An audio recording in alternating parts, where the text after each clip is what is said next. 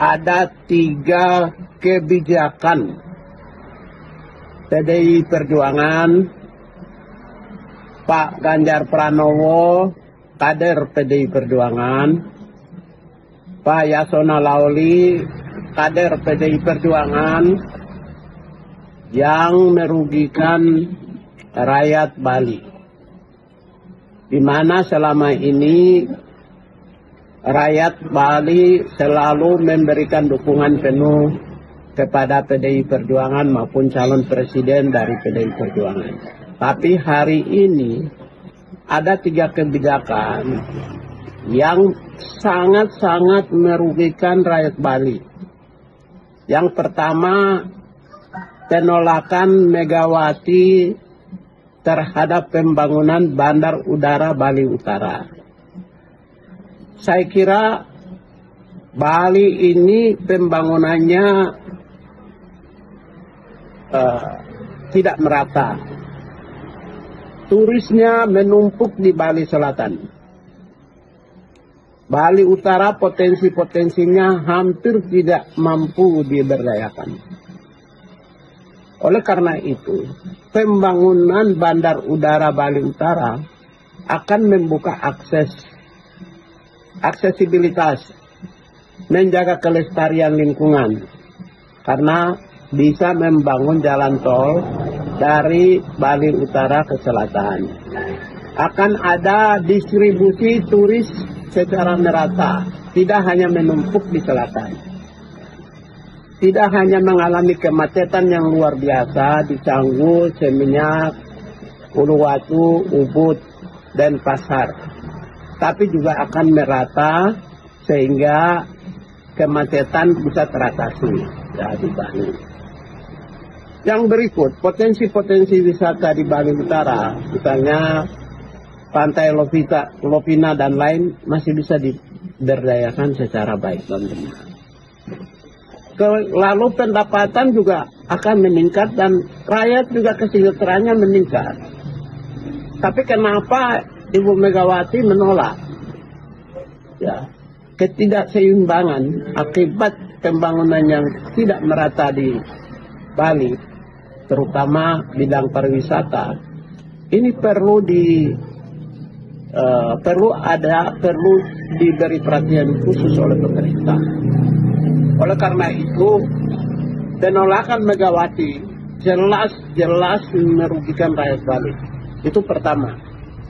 Yang kedua, ya, penolakan Ganjar Pranowo terhadap kehadiran Israel untuk main dalam Piala Dunia usia 17 di Bali. Juga sudah jelas rakyat Bali menolak. Kader PDI Perjuangan. Lalu yang ketiga, ada juga kader PDI Perjuangan, menterinya bikin ulah, ya, tidak sensitif, tidak mampu memiliki insting yang baik di dalam menjaga kearifan lokal, menjaga potensi sumber daya adat, sumber daya nilai, dan kekhasan dan ciri khas dengan menempatkan kepala imigrasi di Bali yang sedikit tidak selaras dengan nilai-nilai dan tata budaya Bali. Siapa menempatkan kepala imigrasi Bali? Ya, Menteri Hukum dan HAM, Yasona Lawli, kader PDI Perjuangan.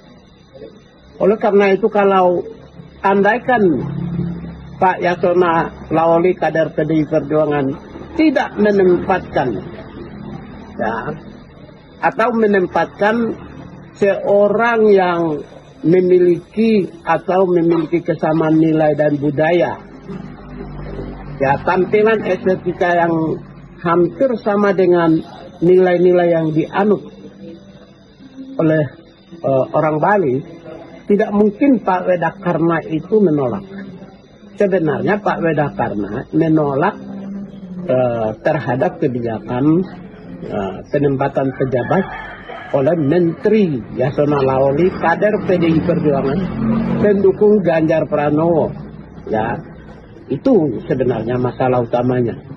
Mengapa? Karena yang exit point dan entry point di pintu utama masuk dan keluarnya para wisatawan itu penting untuk menunjukkan wujud dan gambar dan rupa identitas budaya dan nilai-nilainya dan estetikanya. Nah, oleh karena itulah, maka ya penempatan pejabat yang sangat penting seperti ini perlu memiliki kebijaksanaan. Ya, kebijaksanaan. Ternyata PDI Perjuangan tidak bijaksana.